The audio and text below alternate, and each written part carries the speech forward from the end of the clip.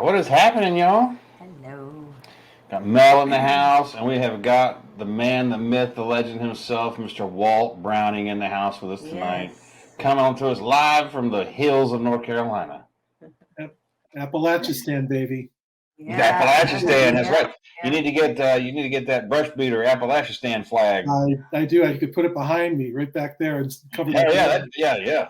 I've got some of his stuff coming too, and we're gonna talk about a few things tonight. But first, Walt, I want you to talk about the book, where we're at, what's coming up, so everybody has everything. Let me see. So yeah, the Ukraine thing. What's your take, Walt? Because I talk about this stuff all the time. These guys probably want to hear somebody else's opinion. The smarter I am. As far as the book is concerned, it plays right into the book. Yeah, it does. Yeah, I mean, this book pretty well shows how the Russians are kicked off the peninsula, and when you go into some of the detail I put into this most recent book, you'll see the air dominance by the U.S. military that's still functioning, the lack of coordination and the ability to get equipment and supplies in from the Russians, their issues as far as a blockade keeping them from getting stuff here to the country, and ports being taken out, blockaded by destruction of ships within the harbors to keep new equipment material from coming in.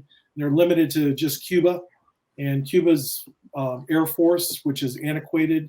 So there's some really cool scenes in there. One where I introduced an F-22 that takes out a couple of the Russian older jets and how that goes. So it's pretty much on spot with what Chris started, and I tried to explain and delve into a little more. Yeah, there's a little more of that coming in 12 too. They're going to get to see a little more of that stuff about the Russian side of things, and while just kind of like Ukraine, while the bulk of forces might be evicted from the peninsula, there's always going to be some stragglers. So, yep, you got a lot of folks happy to see you. Hey, Mark. By the way, Chris, we're going to have a book signing. Yes, we are. June the That's on the 17th, correct? Yes, sir. 11 to 3 o'clock. Always armed, right? 3 o'clock and always armed. Yep. Who is in my book? It's in our book. AJ and Kern, they'll be there. So we're over. Awesome. It should be a big time. We got a radio station coming. Some prizes, things like that. So 11 to 3 in Orlando, always armed. And here we got another question. Will there be more crossover between the series? Yeah, you're going to see some in book 12 too. So it happens in 5 and it happens in 12. Yeah, it happens at the end of our book, this one coming out, and it's going to happen a lot more in this next book.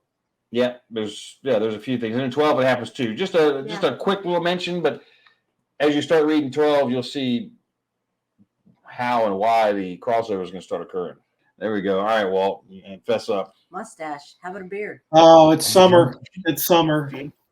It's summer. I'm not a hardened man like Chris. It's summer. And in truthfulness, I'm still, although I'm semi-retired now, I still go into practice, and it's hard to get a mask to work when you have a beard.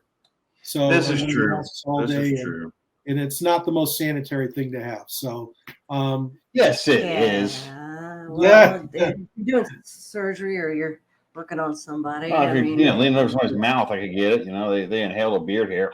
Mel would die on the spot. That's right. Mel would projectile vomit directly onto her dentist if that was to occur to her. Oh my God! That's horrible. If it was your beard hair. If it was his, I don't know. But yours is white. What?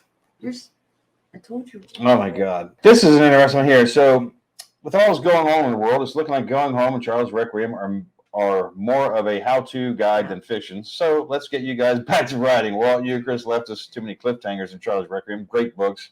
Really love how you develop the characters. It's good to see two different sides to the same story. The storytelling in both series allows your readers to feel like they are there in the story. Well, thanks, Craig. That's what we try to do. That's what we try to do. I've got a storyline I'm outlining at the moment, and I've never outlined a story before, but I am this one because I'm going to try to turn this one real fast, along with the other projects I'm working on at the moment.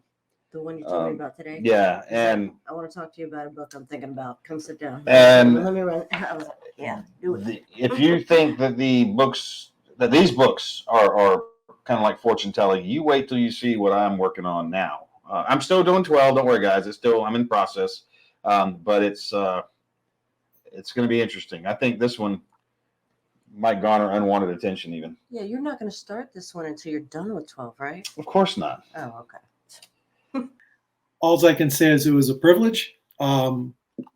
This next book, for both of us, is going to be more integrated.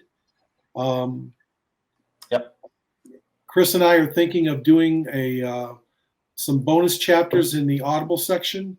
Nothing that would affect the timeline, but something that would integrate both of our sides and do some type of a joint mission or run across each other in somewhere up north of Orlando.